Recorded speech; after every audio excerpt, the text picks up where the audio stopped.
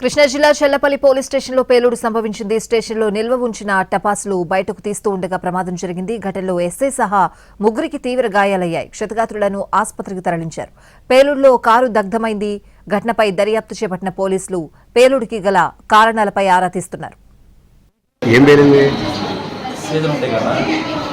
Check చేయడానికి వచ్చారు, అది అధికారులు వస్తున్నారు, చూస్తూ ఉన్నాక వాళ్ళు వెళ్ళారు. వాళ్ళ సేఫ్టీలో పెట్టాలి, దాంట్లో లాక్ హౌస్ పెట్టినప్పుడు ఏం పేరింది సీజన్ ఉంటాయి కదా, చెక్ చేయడానికి వచ్చారు, అది అధికారులు వస్తున్నారు, చూస్తూ ఉన్నాక వాళ్ళు వెళ్ళారు. వాళ్ళ సేఫ్టీలో పెట్టాలి, దాంట్లో లాక్ హౌస్ పెట్టినప్పుడు ఏం పేరింది సీజన్ ఉంటాయి కదా, చెక్ చేయడానికి వచ్చారు, అది అధికారులు వస్తున్నారు, చూస్తూ ఉన్నాక వాళ్ళు వెళ్ళారు. వాళ్ళ సేఫ్టీలో పెట్టాలి, దాంట్లో లాక్ హౌస్ పెట్టినప్పుడు ఏం పేరింది సీజన్ ఉంటాయి కదా, చెక్ చేయడానికి వచ్చారు, అది అధికారులు వస్తున్నారు, చూస్తూ ఉన్నాక వాళ్ళు వెళ్ళారు. వాళ్ళ సేఫ్టీలో పెట్టాలి, దాంట్లో లాక్ హౌస్ పెట్టినప్పుడు ఏం పేరింది సీజన్ ఉంటాయి కదా, చెక్ చేయడానికి వచ్చారు, అది అధికారులు వస్తున్నారు, చూస్తూ ఉన్నాక వాళ్ళు వెళ్ళారు. వాళ్ళ సేఫ్టీలో పెట్టాలి, దాంట్లో లాక్ హౌస్ పెట్టినప్పుడు ఏం పేరింది సీజన్ ఉంటాయి కదా, చెక్ చేయడానికి వచ్చారు, అది అధికారులు వస్తున్నారు, చూస్తూ ఉన్నాక వాళ్ళు వెళ్ళారు. వాళ్ళ సేఫ్టీలో పెట్టాలి, దాంట్లో లాక్ హౌస్ పెట్టినప్పుడు ఏం పేరింది సీజన్ ఉంటాయి కదా, చెక్ చేయడానికి వచ్చారు, అది అధికారులు వస్తున్నారు, చూస్తూ ఉన్నాక వాళ్ళు వెళ్ళారు. వాళ్ళ సేఫ్టీలో పెట్టాలి, దాంట్లో లాక్ హౌస్. కృష్ణా జిల్లా చెల్లపల్లి పోలీస్ స్టేషన్లో పేలుడు సంభవించింది. స్టేషన్లో నిల్వ ఉంచిన టపాసులు బయటకు తీస్తూ ఉండగా ప్రమాదం జరిగింది. ఘటనలో ఎస్ఐ సహా ముగ్గురికి తీవ్ర గాయాలయ్యాయి.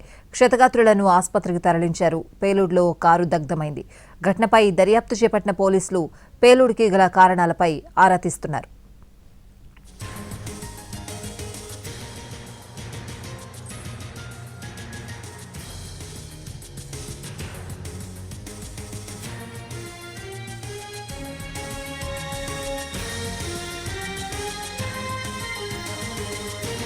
ప్రమాద తీవ్రతపై మరింత సమాచారం మా ప్రతినిధి శ్రీకాంత్ అందిస్తారు. శ్రీకాంత్, కృష్ణా జిల్లా చల్లపల్లి పోలీస్ స్టేషన్ లో పేలుడికి సంబంధించి అయితే ప్రస్తుతం పోలీసు విచారణ అయితే కొనసాగుతుంది. ప్రస్తుతం మనం ఘటన జరిగినటువంటి పోలీస్ స్టేషన్ దగ్గర ఉన్నాం. విజువల్స్ లో కూడా స్పష్టంగా చూడొచ్చు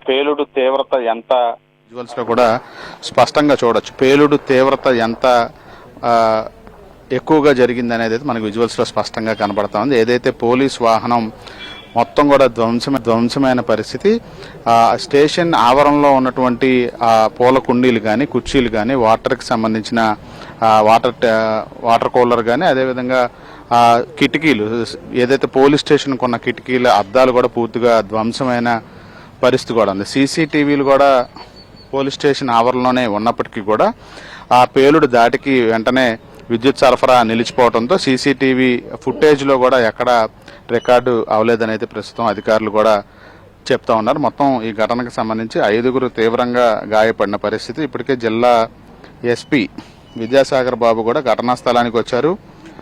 వివరాలన్నీ కూడా సేకరించి వెళ్లడం కూడా జరిగింది. దీనికి సంబంధించి ఇటీవల కాలంలో ఏదైతే కొన్ని కేసుల్లో దీపావళి సందర్భంగా కొన్ని టపాకాయల్ని, మందుగుండు సామాగ్రిని సీజ్ చేశామో అదంతా కూడా ఇక్కడే గోడౌన్లో పెట్టాము. అయితే కోర్టు అనుమతి ఇచ్చింది. మొత్తం ఆ టపాకాయలు కానీ, మందుగుండు సామాగ్రిని డిస్పోజ్ చేయాలని ఆదేశాలు ఇచ్చింది. దీంతో వాటిని స్టేషన్ నుంచి తీసుకెళ్లడానికి గోడౌన్ నుండి తీసుకొచ్చి కారులో ఎక్కించే ప్రయత్నంలో భాగంగానే అవి పేలి ఫైర్ అయ్యి మొత్తంగా స్టేషన్ అంతా కూడా ధ్వంసమైందని అయితే జిల్లా ఎస్పీ కూడా చెప్పడం జరిగింది. ఇది ఒక దురదృష్టకరమైన ఘటన అని చెప్పారు.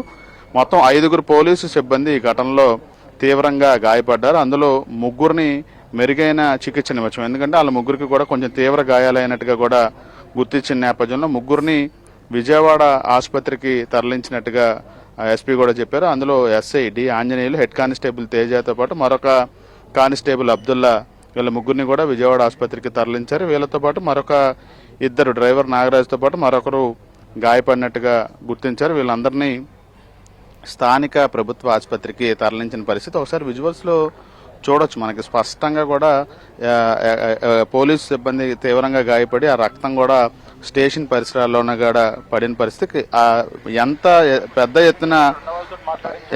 పెద్ద ఎత్తున మంటలు వచ్చాయి అనే అంశానికి సంబంధించి కూడా షూ కూడా ఆ సిబ్బందికి సంబంధించిన షూ కూడా పూర్తి స్థాయిలో కాలిపోయిన పరిస్థితి మనకి స్పష్టంగా కనపడతా ఉంది. పేలుడు తీవ్రతకి సంబంధించి టపాకాయలు పేలటం వల్లే, అంటే మందుగుండి సామాగ్రి ఫైర్ అవటం వల్ల ఇంత పెద్ద ఎత్తున స్టేషన్ అంతా కూడా ధ్వంసమైన పరిస్థితి ఉన్నప్పటికీ కూడా అందులో ఏదైనా పేలుడుకు సంబంధించిన ఇతర మెటీరియల్ ఏమన్నా ఉందా అనే దాని మీద ఫోరెన్సిక్ టీంతో పాటు అటు క్లూస్ టీం కూడా పూర్తి స్థాయిలో వివరాలను కూడా సేకరిస్తూ ఉన్నాయి. అదేవిధంగా ఎవరైనా ఏదైతే సీజ్ చేసిన మందుగుండు సామాగ్రిలో నాటు తుపాకీకి సంబంధించి కానీ లేకపోతే నాటు బాంబులకు సంబంధించి మెటీరియల్ కానీ కలవటం వల్లే ఆ మెటీరియల్ మొత్తం ఫైర్ అయ్యి ఈ విధమైన పెద్ద ఎత్తున పేలుడు సంభవించిందా అనే కోణంలో అయితే ప్రస్తుతం అధికారులు విచారణ చేపట్టారు. ప్రస్తుతానికి 5గురికి గాయాలయ్యాయి. ప్రాణహానికి సంబంధించినంత వరకు క్లారిటీ లేదు. కొంత అవుట్ ఆఫ్ డేంజర్ అని అయితే వైద్యులు చెప్పినట్టుగా కూడా జిల్లా ఎస్పీ చెప్తున్న నేపథ్యంలో స్టేషన్ పరిసర ప్రాంతాల్లో ఉన్నటువంటి సీసీటీవీ ఫుటేజ్ను కూడా పరిశీలించే ప్రయత్నం చేస్తా ఉన్నారు. దీనికి సంబంధించి కేసు కూడా నమోదు చేసి విచారణ చేపడతామని జిల్లా ఎస్పీ విద్యాసాగర్ కూడా చెప్తున్న నేపథ్యంలో ఒక్కసారిగా పేలుడు ఘటన అనేది కలకలం రేపిందని అయితే మనం చెప్పుకోవచ్చు. పూర్తి స్థాయిలో విచారణ కొనసాగుతా ఉంది. మొత్తం క్లూస్ టీము అదేవిధంగా ఫోరెన్సిక్ టీం అయితే వివరాలని సేకరిస్తున్న పరిస్థితి మనకి చల్లపల్లి పోలీస్ స్టేషన్ దగ్గర అయితే ఉంది. అయితే గాయపడిన వాళ్ళ పరిస్థితి ఏ విధంగా ఉంది శ్రీకాంత్ ప్రస్తుతం? అంటే మొత్తం ఈ ఘటనకు సంబంధించి మొత్తం 5గురు పోలీసు సిబ్బంది, ఎస్ఐ సహా హెడ్ కానిస్టేబుల్, మరొక డ్రైవరు, వీళ్ళందరూ కలిపి మొత్తం 5గురికి గాయాలయ్యాయి. అందులో ఈ మెటీరియల్ తీసుకెళ్తున్న వాళ్ళలో ఎస్ఐ కూడా ఉన్న నేపథ్యంలో అతనికి కూడా తీవ్రంగా గాయపడినట్టుగా మనకి ఇప్పటికే అధికారులు కూడా వెల్లడించడం కూడా జరిగింది. వాళ్ళందరినీ తొలుత స్థానికంగా ఉన్నటువంటి చల్లపల్లి ప్రభుత్వ ఆసుపత్రికి తరలించారు. అయినప్పటికీ కూడా తీవ్ర గాయాలు కావడంతో ఆయనతో పాటు ఎస్ఐతో పాటు మరో 2 కానిస్టేబుల్ని మొత్తం 3గురిని విజయవాడలో ఉన్నటువంటి ఒక ప్రైవేట్ ఆసుపత్రికి మెరుగైన చికిత్స నిమిత్తం తరలించిన పరిస్థితి. మరో 2 పరిస్థితి అయితే స్టేబుల్ గానే ఉంది. వీళ్ళ 3గురిని మాత్రం విజయవాడ ఆసుపత్రికి తరలించారు. పేలుడు దాటికి మొత్తం పోలీసు వాహనం కూడా దగ్ధమైన పరిస్థితి, మంటలు అంటుకున్నాయి. కానీ వెంటనే ఆ మంటలను ఆర్పటంతో ప్రస్తుతం చూడొచ్చు మన విజువల్స్ లో పాక్షికంగా అయితే పోలీసు వాహనం అయితే దగ్ధమైంది. ఇక స్టేషన్ పరిసర ప్రాంతాలు, స్టేషన్ ఆవరణ మొత్తం కూడా బేతావాహక వాతావరణం ఏర్పడింది. మొత్తం అంతా కూడా ధ్వంసమైన నేపథ్యంలో ఇంత పెద్ద ఎత్తున పేలుడు తీవ్రత సంభవించడానికి కారణాలు ఏం మెటీరియల్ అనే అంశం మీద అయితే ప్రస్తుతం పోలీసు విచారణ కొనసాగుతా ఉంది. అటు హోంమంత్రి అనిత కూడా ఈ ఘటనకు సంబంధించి జిల్లా ఎస్పీతో మాట్లాడి మొత్తం దీనికి సంబంధించి ఒక నివేదిక ఇవ్వాలని కూడా చెప్పారు. అదేవిధంగా విజయవాడలో చికిత్స పొందుతున్నటువంటి గాయపడిన వాళ్ళని కూడా అటు ప్రభుత్వం తరపు నుంచి కూడా పరామర్శిస్తున్న పరిస్థితి విజయవాడలో ఉంది. అంటే శ్రీకాంత్, బాణాసంచా లేదా ఇతర పేలుడు పదార్థాలు లాంటివి తరలించినప్పుడు, తీసుకువెళ్లేటప్పుడు తగిన జాగ్రత్తలు తీసుకోవాలి, కొన్ని ప్రికాషన్స్ తీసుకోవాలి, అలాంటివేమీ తీసుకోలేదా? ఏం చెప్తున్నారు?